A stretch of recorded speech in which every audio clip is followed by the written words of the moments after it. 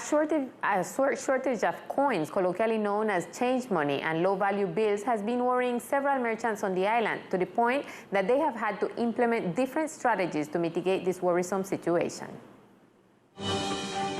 Commercial establishments in the department have seen a drastic reduction in the circulation of coins or change money, indicating that the island is suffering from a shortage of this low-value money, to the point that some supermarkets have posted notices requesting the use of coins. La verdad es que sí nos ha afectado un poco. The truth is that it has affected us a lot because here we handle a lot of change money.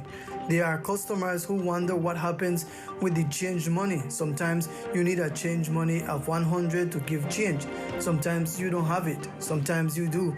But it affects when it comes to giving change. Estamos graves, toca entregar dulces. We have to deliver candy. We have to satisfy the customer with anything, although sometimes they leave upset because they say they don't want candy, they want their change.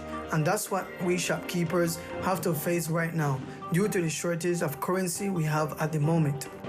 Bueno, la verdad es que ha sido difícil porque la verdad The truth is that it has been difficult because the coins or the change money are scarce, and 1,000 bills will the change money replace 1,000 bills. At least the 500 and 1,000 bills, the 1,000 bills are also scarce. Sometimes you have to tell them to take a piece of candy or something, but sometimes people don't want it and they say, I want my change, so we're suffering a lot. In view of this situation, the Chamber of Commerce of the archipelago indicated that actions are being taken with the Bank of the Republic to mitigate the situation. Estamos trabajando en ello en conjunto con el Banco de la República y la banca comercial. We are working together with the Bank of the Republic and the commercial banks to meet the demand for low-value bills and coins from merchants so that they can carry out their commercial activity without any setbacks. The idea is that until Friday the 6th, the businessmen can inform the bank with which they work the amount of cash in coins or low-value bills that they are going to use or that they more or less use during a month, so that in a meeting with the commercial bank and the Bank of the Republic, the logistics can be better organized as it is being organized now. The owners of commercial establishments ask the community to make use of the low-value change money and bills they have when making purchases.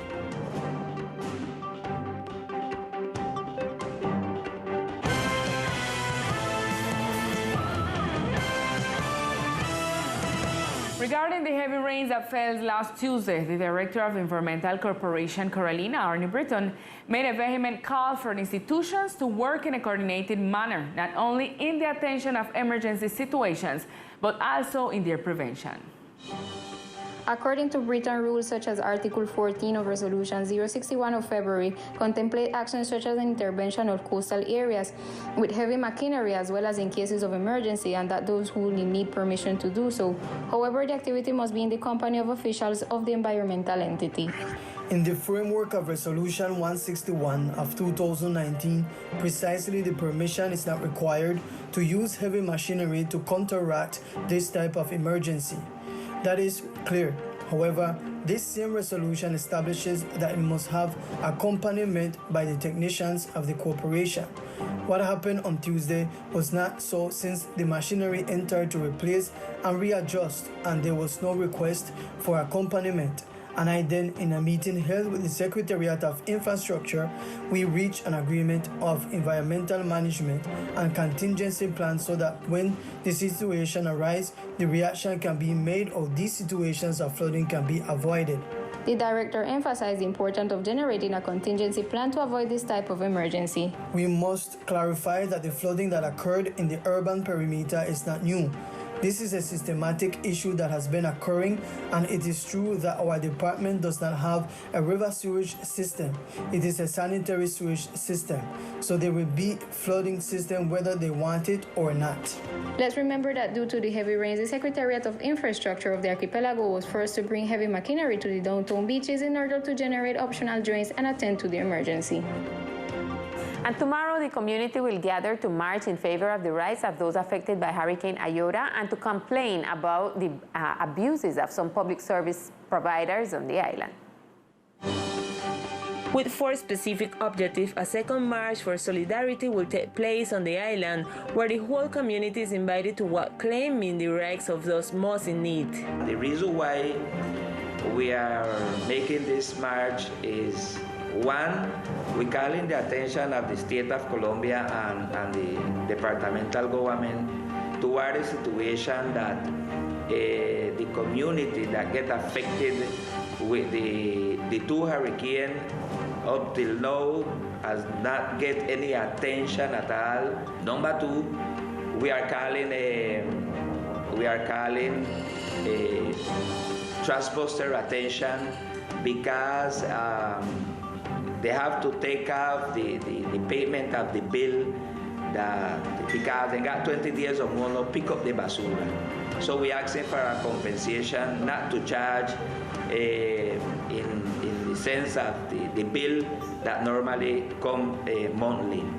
Third, we asking that pay attention to the situation of the community of Schoonarbeit that is affected with the basura from the Magic Garden. The fourth one is we calling Sopesa attention to care on the light bill from the pandemic season start. Sopesa care of the light bill, and until now we're paying the most high light bill in the world. The march will take place tomorrow, August 6, starting at Mount Zion Church at 3 p.m. and ending at the Coral Palace. And continuing with the report on tourism on the island, it is important to mention how the hotel occupancy on the island has been behaving. In this regard, the president of Cotelco, Juan Carlos Osorio, gave statements to our cameras. In the month of June, we closed with an occupancy rate of 85%, and in July, Cotelco affiliates reported an occupancy rate of over 80%. We return to the dynamics of good percentages in the archipelago, the economy that depends on tourism on the island. We see how it has returned to be thriving. The hotelier also emphasized that the city marketing strategy continues to be implemented and how it has been working for the last quarter. We continue working with the city marketing tool. We want to sell the destination and move the economy and generate production for the archipelago. We have been working on the last quarter of the year, and we see how the forecast project is very interesting occupancy percentage for October, November, December, and January 2022. Cotelco has also been working on sustainable tourism so that the biosphere reserve can continue to be preserved, and they celebrate the fact that the island has recovered from the impact of the pandemic more quickly than other parts of the country. A new activity began today by the Public Employment Agency through SENA, this time aimed at the youth of the island. Today and tomorrow there will be a virtual activity for young people called Expo Empleo Joven that seeks to reach young people in the country interested in accessing the more than 30,000 vacancies available for the population between 18 and 28 years. However, it is important to clarify that the SENA Learning Service offers vacancies for every population throughout this year. This is not exclusive because we permanently have other types of vacancies that also apply to older people and with other types of profiles. This is associated with a new regulation of the national government in order to encourage the employment of young people and to generate tax benefits for employers. It is important to remind the community that the Public Employment Agency is a free and indiscriminate public service in Colombia that facilitated the contact between job seekers and companies that require human talent. For that reason, it is important that all interested persons register to the application of the Public Employment Agency by entering the website Public Employment Agency sena.edu.co. Or in case of requiring more information, come to the facilities of the regional SENA San Andres on the Newbell Avenue.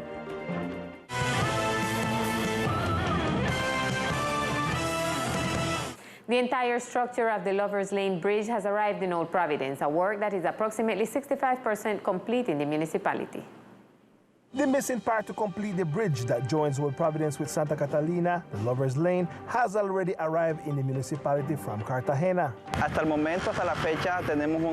So far to date, we have an advance of approximately 65% of the work, and a large part, as you can see, is already assembled. On the Santa Catalina side, we are waiting for an aggregate to finish casting the piles and the header beams. The rest of the structure to complete the bridge will be unloaded in the next few hours. The rest of the structure to complete the bridge 100% is on the ship that is at the dock. Maybe tomorrow the rest of the structure will start arriving here to the yard or work camp. Finally, despite some delays, the work is expected to be completed by mid-October. For the 100% of the work, the expected completion date is for the beginning of November, but we are aiming to cut those times so that by mid-October, we will be finishing all the assembly of the structure.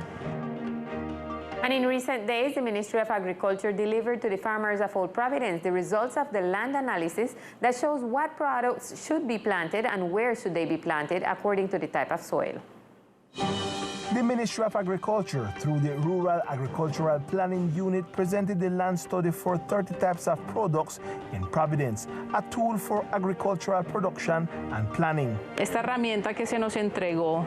This tool that was given to us is not only useful for farmers to know the suitability of our soils for agricultural activities, but also serves as a tool for planning which plots, which areas of our island we should preserve to develop agricultural activities. The productive alternatives were identified and prioritized by the island's producers themselves. Priorizar 30 productos locales. To prioritize 30 local products that are the ones we prefer to grow in our island, such as corn, sweet potatoes, plantains, cassava, pigeon peas, and 4 species of grasses for livestock. The information tells you what to plant so you can harvest successfully. Lo que se hace es tener una ficha técnica de las. We have a technical data sheet of the conditions that are more beneficial for the type of crop to establish in which parts of the island it can be produced in optimal conditions without having to generate extra efforts to have a good production. This information can be physically accessed by contacting the Providence Food Producers Association.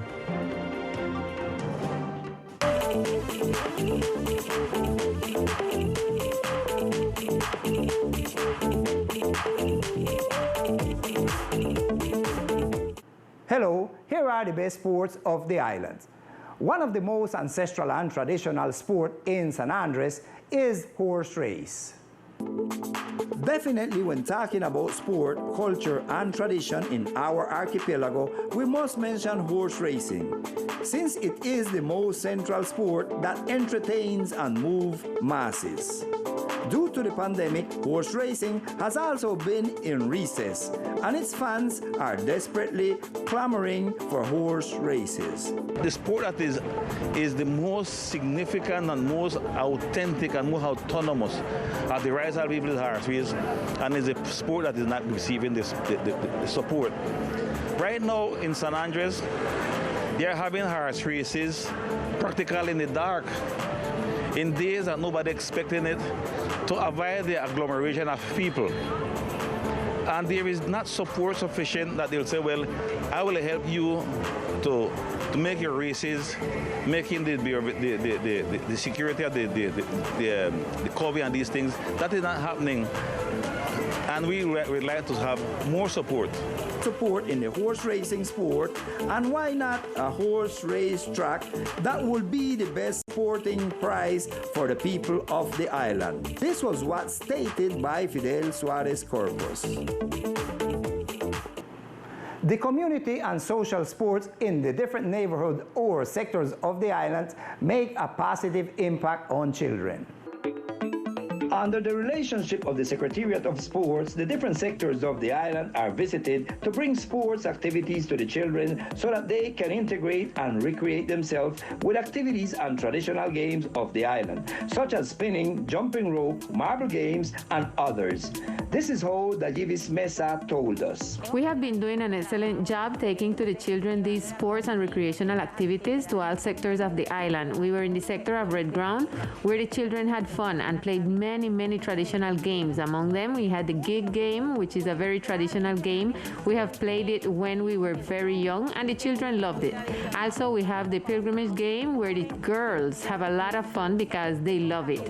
They really love this game, and also marble game, jump rope. The truth is that it has been a work that we have put a lot of heart into, and we have been in all the different neighborhoods of the island. We were also in the Barrio Obrero neighborhood, and the children also asked for these activities to be done again. Definitely, the community social sports is necessary for the entertainment and recreation of the children in the neighborhoods.